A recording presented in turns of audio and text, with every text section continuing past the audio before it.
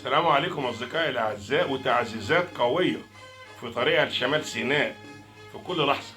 يعني الناس تطمن إن شاء الله مفيش شبر من أرض مصر هيختفي، لأن الطرف الثاني بيتكلم وكأنها ملكية خاصة للي جابوه، وبيقسم يقول دي تاخد كذا والبلد دي تاخد كذا والبلد دي تاخد كذا. لكن لا، مش هيحصل طبعا. لكن مصر صاحبة كلمة وصاحبة سيادة وتعزيزات قوية لشمال سيناء. السلام عليكم أصدقائي. محدش يقلق على مصر.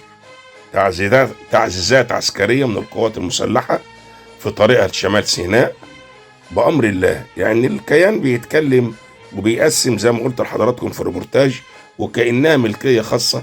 ودوا كذا في مصر، ودوا كذا في الأردن، ودوا كذا في السعودية، ودوا كذا في تركيا، وكأن الدول ديت يعني ملكية خاصة للي جابوه. ولكن مصر ليها كلمتها الأخيرة، وإحنا قلنا في خط أحمر جنوب غزة، فهتقرب منه يبقى أنت قربت من الأمن القومي لمصر، وإحنا هنا مش هنسكت. فطبعا هي كل الاستفزازات إنها توصلك لحاجة معينة، والحاجة المعينة دي إحنا مأجلينها، مش عاوزين نبدأ بيها. ولكن لو اتفرضت علينا، شعب مصر قبل القوات المسلحة فداء لأرض مصر بأمر الله. مصر مش صغيرة، وجيش مصر مصنف عالميا.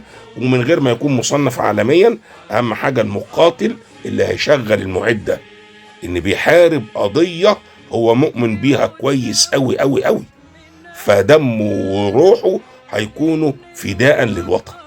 التعزيزات دي مستمرة على مدار 24 ساعة، ما بتسكتش مصر علشان تأمن جميع حدودها، مش في الشمال بس، شمال وفي الجنوب وفي الشرق وفي الغرب موجود تعزيزات. جيش مصر مش صغير يا جماعة، نطمن على مصر وعلى جيش مصر.